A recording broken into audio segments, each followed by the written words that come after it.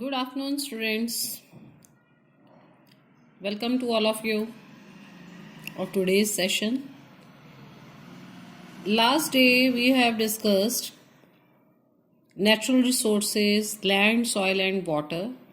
For the recapitulation of the topic, yesterday, first of all, we will discuss the introduction, where we read the four spheres: lithosphere, atmosphere, hydrosphere, biosphere.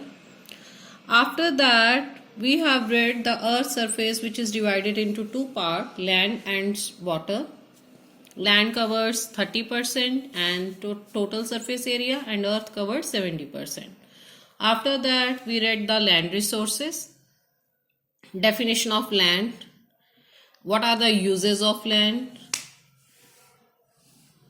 soil, formation of soil, and about 90% of population which lives in the plain areas, why the maximum peoples live in the plain areas, and where the moderate populations live, where the temperature is too hot, too cold. That points we will discuss the yesterday. Today we have started the next topic. So move on the next topic, land use.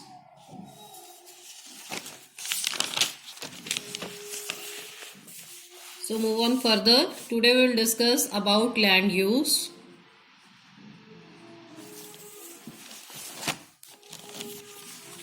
Land is used for various purposes such as cultivation of crops, building of houses, construction of roads and railways, raising of animals, etc.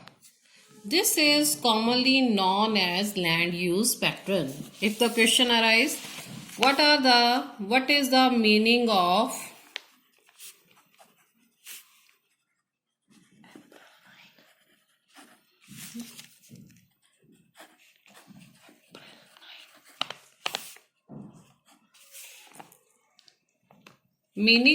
land use pattern,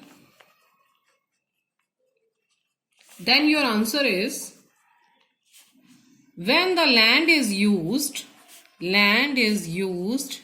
for various purposes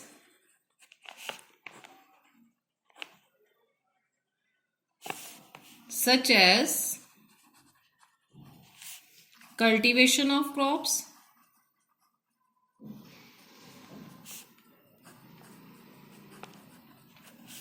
building of houses,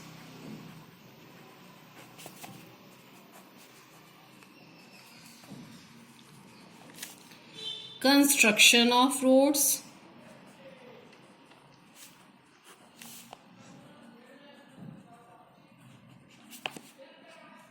grazing of animals,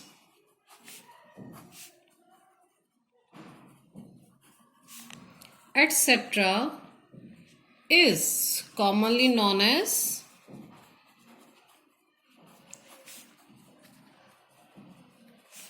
land use pattern. Is that clear?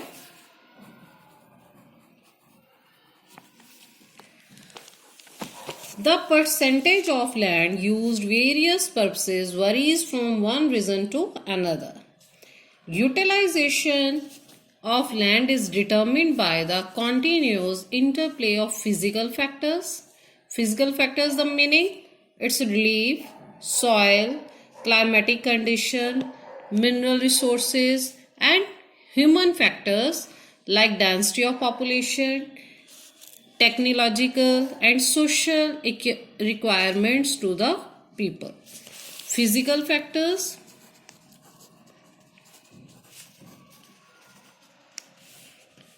and human factors. All the physical factors are passive, that is passive factors,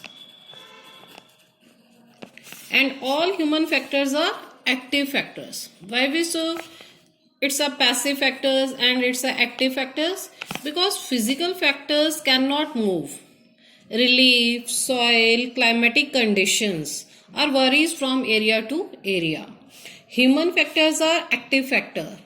we used human skills, we use our efficiency on the physical factors, then we use the things for our setup according to our requirement. We can use our efficiency on the resources, then we utilized it.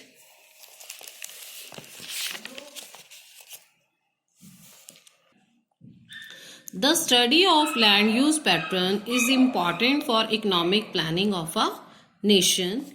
It helps the assessing shortcomings in the land utilization. Shortcomings meaning drawbacks, weaknesses, demerits in the land utilization. Countries decide the land use according to the development goals and availability of natural resources. Once again, I repeat it. Countries decide the land use according to the development goals and availability of natural resources. We are decided our developmental goals. According to these, we use the natural resource, we use the land, because availability of resources, we can say if we talk about the Rajasthan, the desert area, then availability of natural resources are not more than there. Then how? Then our developmental goals is different from there. Then developmental goal is different, is vary from place to place and areas to area. According to the scientific norms, 33% area of the world should be under the forest to maintain the ecological balance. Scientific norm, 33% area of the world should be under forest. At present, only 31.6% area of the world is covered by forest.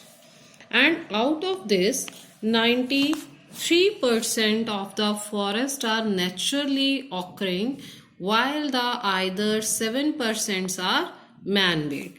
93% of forests are naturally occurred, where the human beings' participation is not there. These are natural, by God, by nature, by environment. And while the 7% are man-made, where the human beings' activities are there. The earth's forest cover unevenly distributed, with some countries having most of their land covered by forest, while others have only limited forest cover.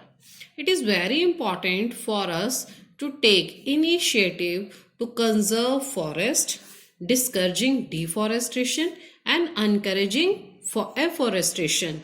It is very important for the importance of forest, why it is essential for us, we can say, to conserve the forest, discouraging deforestation, that means never cut the trees, and encouraging afforestation, mean to say produce more and more trees.